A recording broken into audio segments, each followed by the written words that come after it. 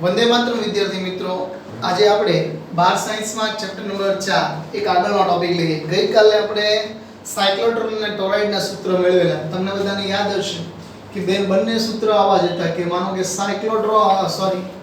આપણે વાત કરીએ B બરાબર mu n I સોલેનોઇડ, જ્યાં n n ના છેદમાં l એકમ લંબાઈ દીઠ કુલ આટાની સંખ્યા, એક નાનો નળાકાર, બરાબર, એના માટે બટ્ટા મુની સૂત્ર.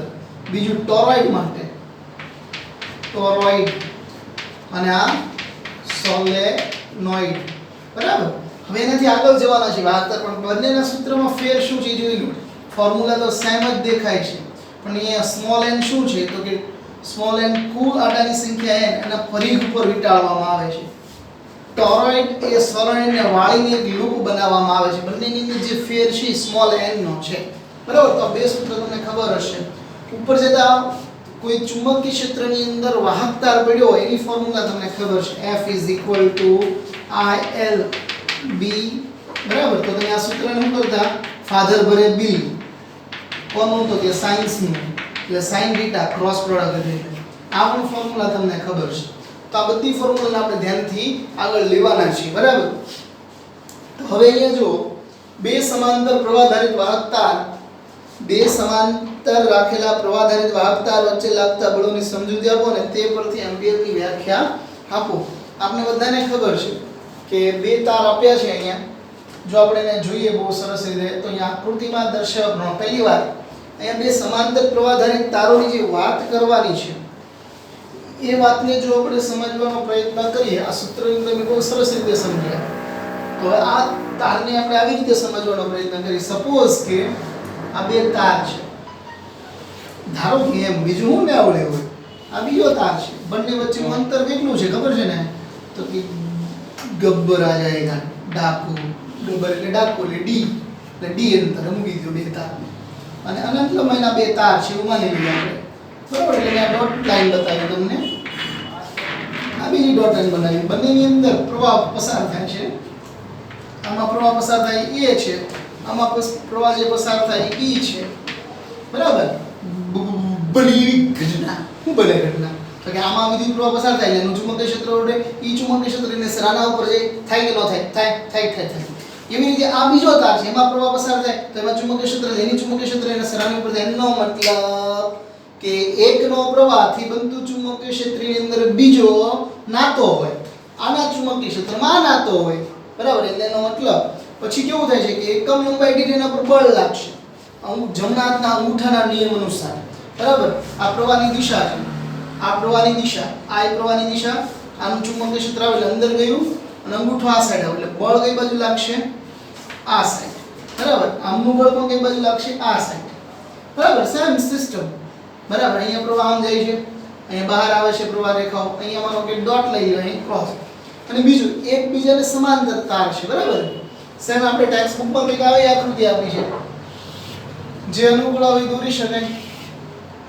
રામરાજ છે ભાઈ, રામરાજ હોય એટલે આપણે આપણી રીતે કંઈક ને કંઈક દોરી શકીએ. અહીંયા તો ભાઈ, બરાબર, બે તાર છે, એકબીજાથી d અંતરે છે,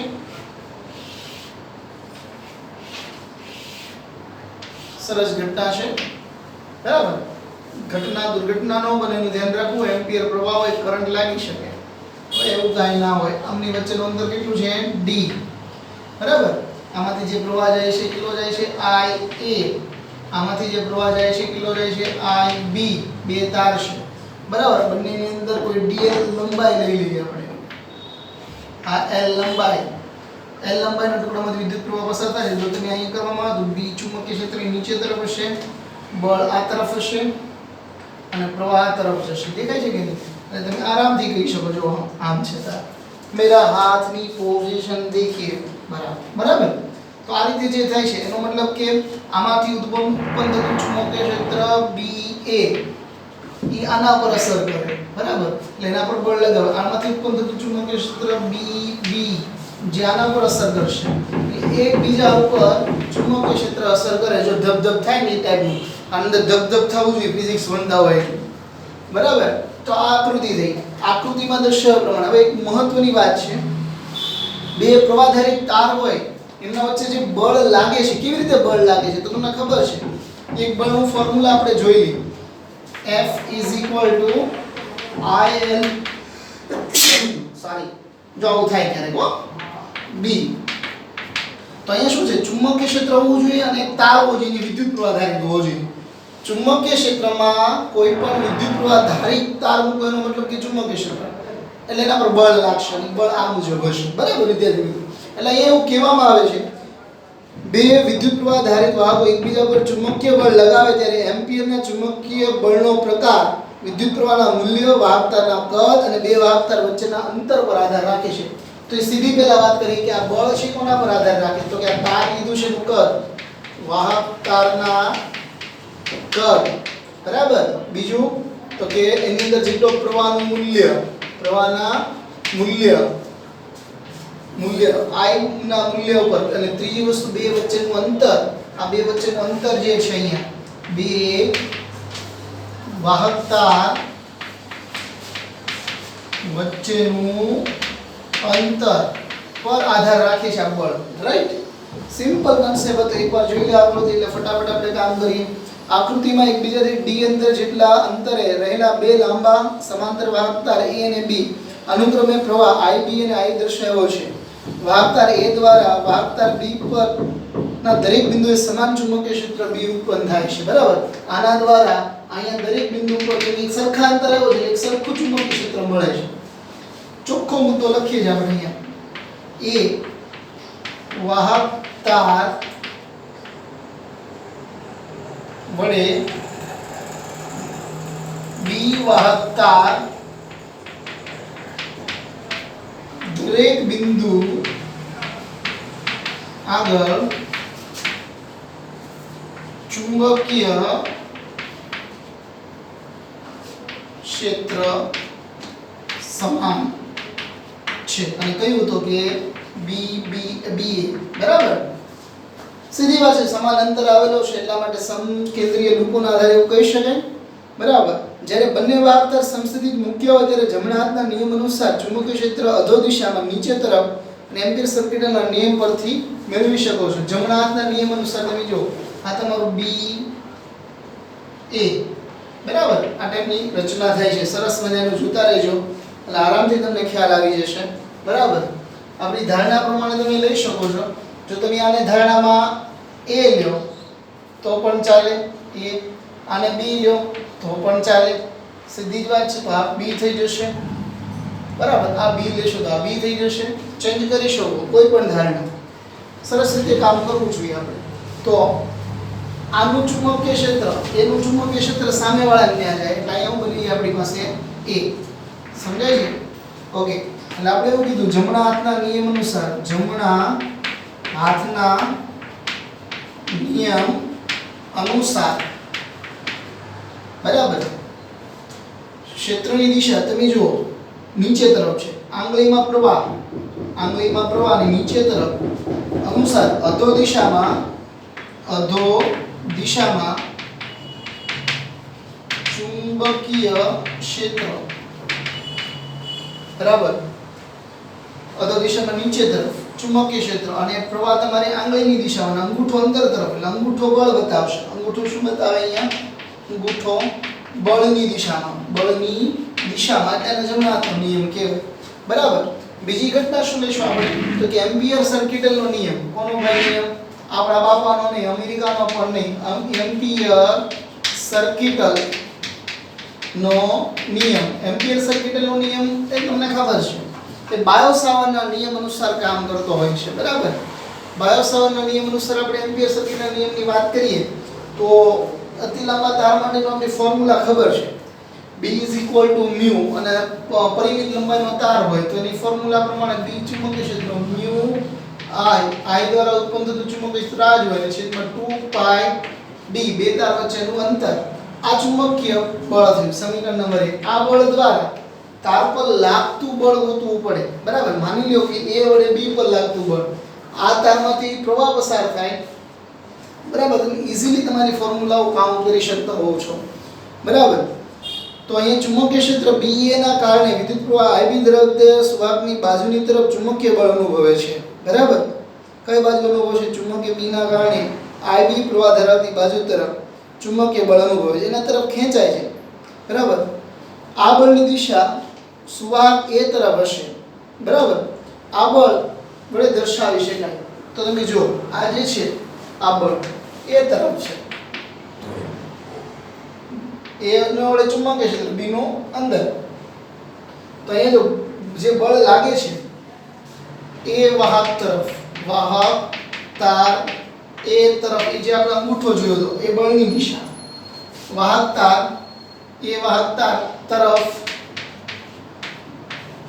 બળ અનુભવાય બરાબર અને બળ કેટલું હશે FBA તો સૂત્ર પ્રમાણે જાવ તો એ શું થાય I capital L cross B બરાબર ને તો આપણી પાસે B ની બંનેની sin θ ને એકબીજાને લંબ જ છે બધું એટલે sin 90 થઈ જવાનું તો આપણે અહીંયા પ્રવાહ લેશું પ્રવાહ કયો લેશું B ની અંદર એટલે અહીંયા આપણો પ્રવાહ છે IB પ્રવાહ છે L લંબાઈ છે sin θ ને અહીંયા B કયો થશે A તો આપણી ફોર્મ્યુલા શું થઈ ગયું મૂલ્ય BA તો IBL કિંમત મૂકી આની તો ન્યુ I છેદમાં 2 પાઈ d ગોઠવણી કરીને લખો તો mu I A I B L છેદમાં 2 પાઈ d તો BA બરાબર તો આ ફોર્મ્યુલા થઈ તો એ તમે જોઈ શકો છો અહીંયા ખાસ જોવાનું છે અહીંયા જો હું BA લખું છું તો આ તમારો પ્રવાહ આ હોય અને ચુંબકીય ક્ષેત્ર હોય આના વડે આના પર વડે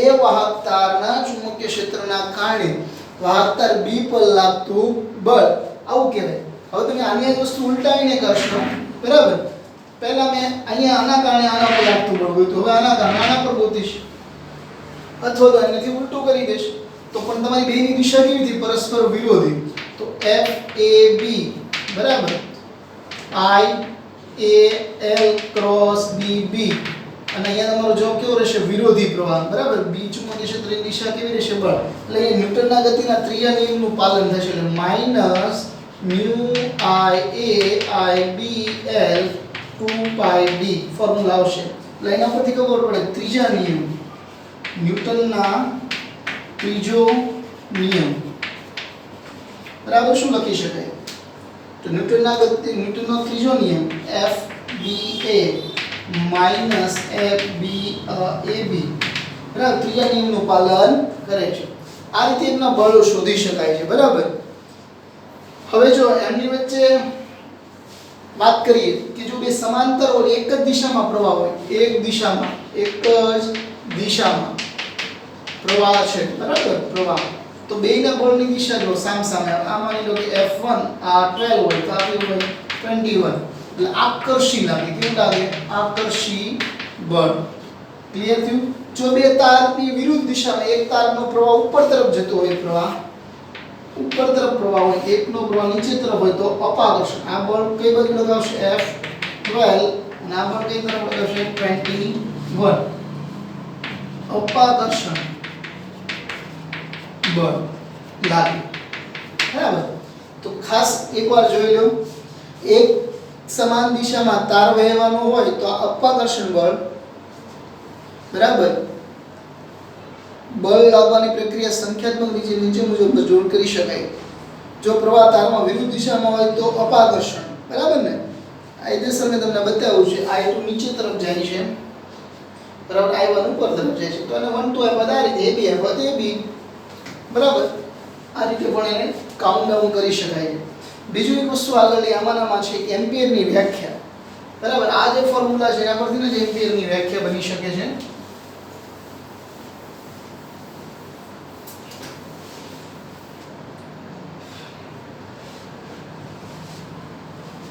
जो F is equal to mu I1 I2 L 2 pi d જો બે તાર વચ્ચેનું 1 મીટર અંતર રાખવામાં આવે બરાબર 1 મીટર અંતર રાખવામાં આવે અને બંને તારની અંદરથી 1 એમ્પિયર વિદ્યુત પ્રવાહ પસાર થાય અથવા તો બળ જેટલું હોય તો ને એક ડેટા એવો મળે છે કે એના આધારે આપણે એવો જવાબ આપી શકીએ છીએ એમ્પિયર સ્થિર સ્થિતિમાં વિદ્યુત પ્રવાહનું એક એવું મૂલ્ય છે કે બે ખૂબ લાંબા સીધા અવની આક્ષેપ ધરાવતા શૂન્યાવકાશમાં 1 મીટર અંતરે મૂકેલા હોય અને વાહકમાંથી પસાર થતો હોય ત્યારે 1 મીટર લંબાઈ દીઠ 2 × 10⁻7 ન્યૂટન બળ ઉત્પન્ન કરે. બરાબર, એ પણ જોઈએ. માની લો કે 1 એમ્પિયર પ્રવાહ આપણે જોતો છે, માની લો આપણે 1 એમ્પિયર ગોતવો છે, બરાબર, અને એકમ લંબાઈ દીઠ એટલે 1 મીટર તારની લંબાઈ છે, બરાબર. બધું આ મીટરમાં લીધું. ડેટા મૂકશો એટલે તમને બળની ફોર્મ્યુલા મળશે μ × I × 1 × L પણ 1 2 પાઈ અંતર પણ 1 અને μ ની કિંમત 4 પાઈ × 10⁻7 એટલે પાઈ પાઈ કેન્સલ એટલે કેટલા આવ્યા 2 × 10⁻7 ન્યૂટન. જો એટલું બળ બે તાર વચ્ચે લાગતું હોય તો એ વાહકતામાંથી 1 એમ્પિયર વિદ્યુત પ્રવાહ પસાર થયો હોય છે. આને આપણે આમે જાણીએ છીએ કે કોઈ પણ વાહકના આડછેદમાંથી 1 સેકન્ડમાંથી જે વિદ્યુત બળનો જથ્થો પસાર થાય છે એને 1 કુલમ કહેવાય. આ 1 કુલમ એટલે આપણા માટે એમ્પિયર પણ કહેતા હોઈએ છીએ, યાદ હોય તો. સુવાહકમાંથી 1 એમ્પિયર જેટલો સ્થિર વિદ્યુત પ્રવાહ પસાર કરવામાં આવે ત્યારે એના આડછેદમાંથી 1 સેકન્ડમાં પસાર થતો વિદ્યુત ભાર 1 કુલમ જેટલો જ હોય છે. આવું પણ બોલી શકાય. આટલું બળ લગાવવું જોઈએ તો આને પણ એમ્પિયરની વ્યાખ્યાનો પ્રૂફ કરે છે આપણે સેમેસ્ટર એટલે અથવા તો 11 ના બીજા ચેપ્ટરમાં જોઈએ છે આપણે, બરાબર. આગળ હજી એક એમનો પ્રયોગ છે, એ પ્રયોગ પણ આપણે નોંધી લઈએ, બરાબર. એટલે સરસ રીતે તમારું કામ થઈ જશે. એક સરસ મજાનો પ્રયોગ આવ્યો છે કે હકીકતમાં આકર્ષણ અપાકર્ષણ બળ લાગે છે, બરાબર. તો સરસ મજાનું એક સ્ટેન્ડ આપેલું છે. સરસ મજાના સાયન્ટિસ્ટ હતા, એમનું કે નામ તો હું ભૂલી ગયો, રોગેટનું સર્પિલ ગુચડું, બરાબર. સરસ મજાનું એક સ્ટેન્ડ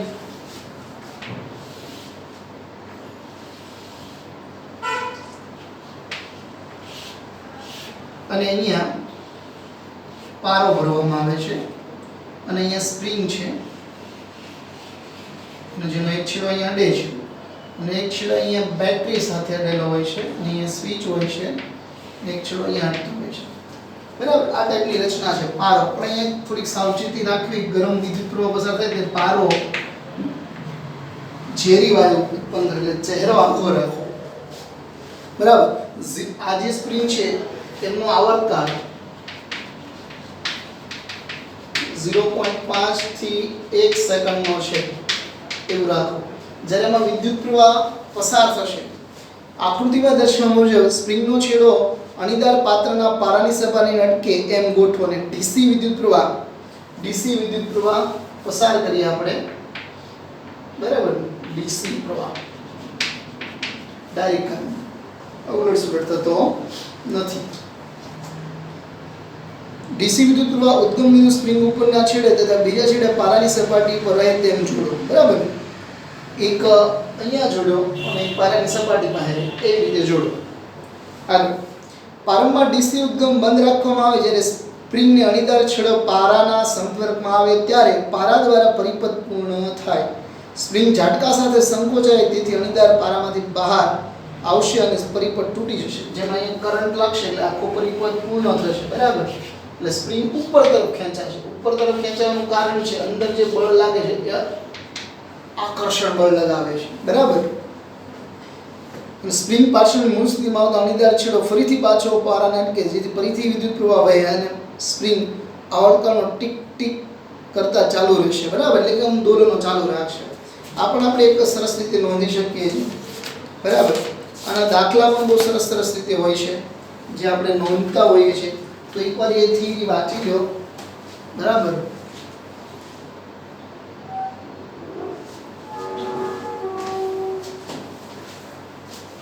તો એના દાખલા પણ આપણે જોઈએ.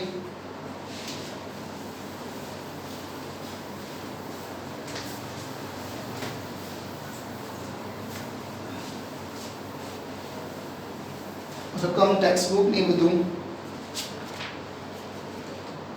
ઘણા બધા ઉદાહરણ આપણી પાસે થઈ ગયા છે, છતાં પણ વચ્ચે વચ્ચે કોઈ બાકી હોય તો દેતા રહીએ. સરસ મજાનું ઉદાહરણ નંબર 4.8 તમને ઘરે આપ્યો છે કારણ કે આપણે કરેલું જ છે. હવે આપણે દાખલો લઈએ. સ્વાધ્યાયની અંદર જ ઉદાહરણની અંદર લઈએ તો પાઠ્યપુસ્તકનું ઉદાહરણ 4.9 એક્ઝામ્પલ 4.9 બરાબર. રકમમાં ધ્યાન આપો. 1 સેન્ટીમીટર ત્રિજ્યા અને 0.5 મીટર લંબાઈના સોલેનોઇડને 500 આટા ધરાવે છે. જોયું? 1 સેન્ટીમીટર ત્રિજ્યા અને 0.5 લંબાઈ એટલે આકૃતિ આપણી રીતે દોરીએ. સોલેનોઇડ છે, આની ત્રિજ્યા આપી છે અને આની લંબાઈ પણ આપી છે આપણે 0.5 સેન્ટીમીટર અને 1 સેન્ટીમીટર ત્રિજ્યા એટલે r બરાબર 1 સેન્ટીમીટર ત્રિજ્યા અને લંબાઈ બરાબર 0.5 અને આટાની સંખ્યા કેટલી આપી છે? આટાની સંખ્યા કેપિટલ N 500 આટા, કેપિટલ N 500 આટા બરાબર. હવે એમ કીધું છે 5 એમ્પીયર વિદ્યુત પ્રવાહ પસાર થાય તો સોલેનોઇડની અંદરનું ચુંબકીય ક્ષેત્રનું મૂલ્ય કેટલું? બરાબર. આરામથી તમે જવાબ આપી શકો છો. અને એમ્પિયર પ્રવાહ 5 એમ્પિયર વિદ્યુત પ્રવાહ તો સોલેનોઇડ અંદરના ભાગનું ચુંબકીય ક્ષેત્ર ની સૂત્ર છે તો કે બટ્ટા મુન્ની બરાબર. તો બટ્ટા મુન્નીમાં n શું છે તો કે n upon l તો મ્યુ 4 pi ગુણ્યા 10 ની માઈનસ 7 500 આટા પ્રવાહ 5 એમ્પિયર ને લંબાઈ 0.5 ગુણ્યા 10 ની માઈનસ 2 બરાબર. આરામથી કિંમત મૂકી શકો છો, તમારો જવાબ આવી જશે. અને n આટાની એકમ લંબાઈ દીઠ આટાની સંખ્યા કેટલી થશે? મીટર દીઠ 1000 બરાબર. તો આઈ થિંક તમારો જવાબ 6.28 ગુણ્યા 10 ની સમથિંગ આવશે. એ જવાબ ટેસ્લાની અંદર આવશે 6.28 ગુણ્યા 10 ની માઈનસ 3. આ કેલ્ક્યુલેટ કરી તમે જવાબ આપી શકો અને અથવા તમે સ્મોલ n ગોતવા માંગતા હો તો આ રીતે પણ ગોતી શકો છો. 500 ના છેદમાં 0.5 બરાબર એટલે તમને 1000 ટન્સ પ્રતિ મીટર એટલે આ તમને સોરી મીટરમાં આપેલું છે, એમાં મીટરમાં આવી જશે 1000 ટન બાય મીટર. ઓકે આગળ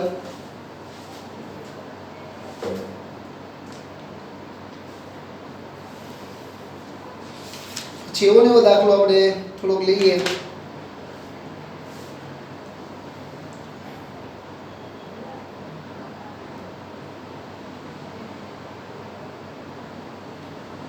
બરાબર.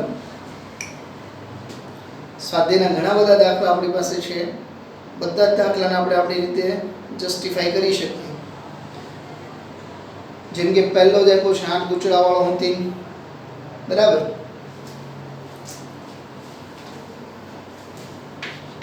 સ્વાધ્યાય 4.1 બહુ સરસ દાખલો આપ્યો છે. શું કીધું છે ભાઈ કે 8 સેન્ટીમીટર ત્રિજ્યાના 100 આટા ધરાવતા એક વર્તુળાકાર, આઈ થિંક આ થઈ ગયો આપણે બરાબર ને બેટા? એકદમ સીધો જવાબ આવેલો આપણી પાસે, છતાં મારો લીધો છે તો લઈ લઈએ. 8 સેન્ટીમીટર ત્રિજ્યાના 100 આટા ધરાવતા તો 8 સેન્ટીમીટર ત્રિજ્યા બરાબર અને n બરાબર 100 આટા. પછી કેવું કીધું? તારના એક વર્તુળાકાર ગૂંચળામાંથી 0.40 એમ્પિયર પ્રવાહ વહન પામે.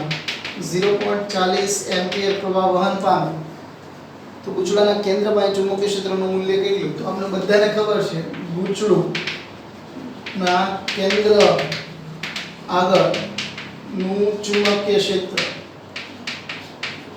કેટલું થશે ભાઈ? તો કે B μ મુન્ની 2 આવી રે મ્યુ એટલે 4 પાઈ ગુણ્યા 10 ની માઈનસ 7 આટાની સંખ્યા 100 પ્રવાહ કેટલો આવ્યો? 0.40 2 ગુણ્યા 8 ગુણ્યા 10 ની માઈનસ 2 એટલે આરામથી તમારો જવાબ આવી જશે ટેસ્લામાં. થોડું કેલ્સી કરજો ઝડપથી એટલે આરામથી મળશે 3.14 ગુણ્યા આઈ થિંક સમથિંગ જવાબ આવશે બરાબર. હવે તમને કોઈ આવું પૂછે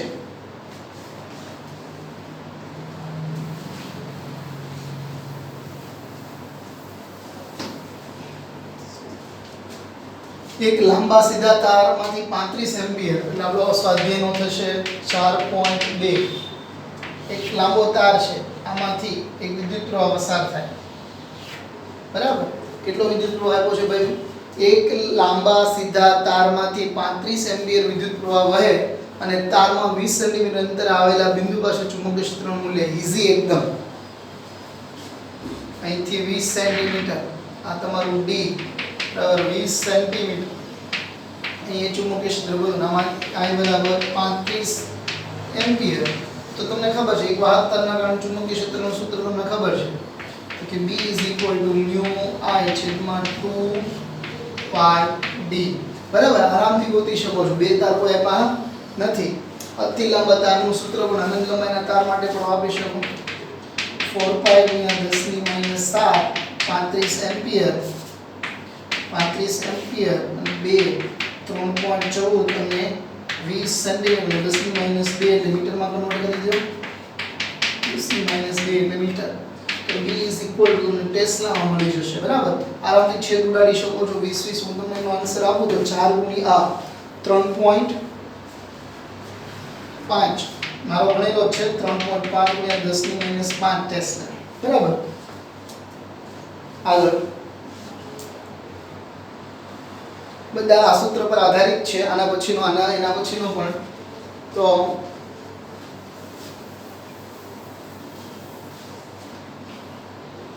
સ્વાધ્યાય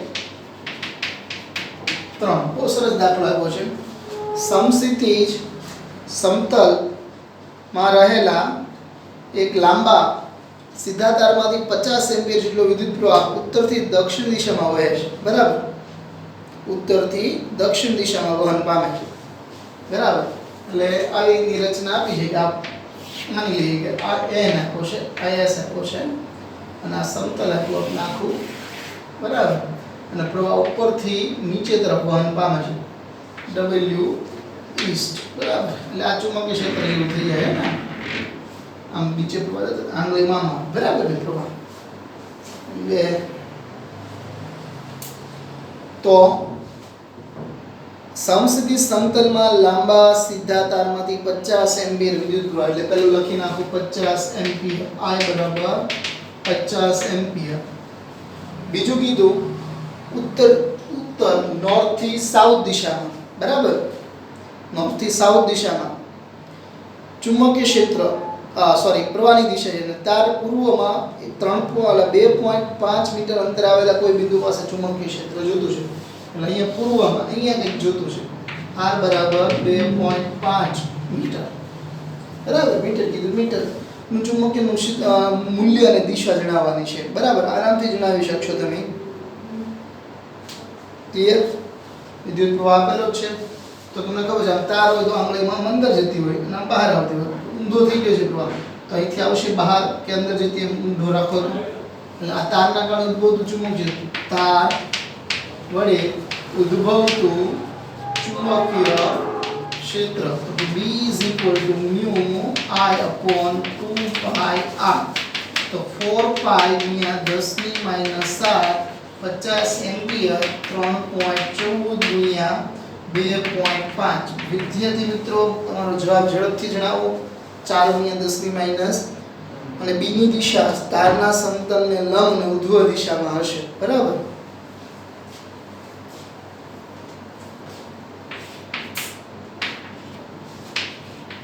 ઉર્ધ્વ દિશામાં અને સમતલને લંબ ખાસ ધ્યાન આપવું આના પછીનો દાખલો પણ મળી શકે બરાબર સ્વાધ્યાય 4.4 4.5 ને 4. હોમવર્કમાં રહેશે તમારે 4.4 4.5 ને 4.6 હોમવર્ક આરામથી તમે આ ગણી શકો છો બરાબર તો ઝડપથી રકમની જોઈ લો એટલે આપણે આગળ વધીએ બરાબર 1 મિનિટ આપું છું એટલે તમને પણ અંદાજ આવી જાય આવા નવા દાખલા બધા મને જોશે જો 4.4 ની અંદર સરસ મજાના જમણા હાથના સ્ક્રૂના મદદથી દિશા નક્કી કરીને દક્ષિણ દિશામાં જવાબ આવશે બીજું 4.4 ની અંદર ચોખ્ખું કીધું છે 30 ના ખૂણો બનાવતી અને ચુંબકીય ક્ષેત્ર આપ્યું છે ને પ્રવાહ આપ્યો છે કોઈ ચુંબકીય ક્ષેત્રમાં તાર આવે તો બરાબર ચુંબકીય ક્ષેત્રની અંદર જો કોઈ તાર આવે તો આપણી પાસે સૂત્ર કયું છે ફાધર બિલે સાયન્સનું બિલ બરાબર ને એ સૂત્ર વાપરી શકાય. પછી તો પાછું એનું એ સૂત્ર છે f જો લખીએ આપણે એને ફરીથી તો તમને એનો અંદાજ આવે કે ભાઈ આ બસ આ શું બકે છે. બરાબર ચો અંદાજ આવી જશે કે આ બે દાખલાની અંદર f il ક્રોસ b એટલે કે fl b sin θ ફોર્મ્યુલા આવશે. આની અંદર તો અત્યારે જે ચાલે છે આની અંદર પણ કયું છે f il ક્રોસ b બરાબર sin θ નું મૂલ્ય. ઓકે તો આટલું આપણે રાખીએ છીએ.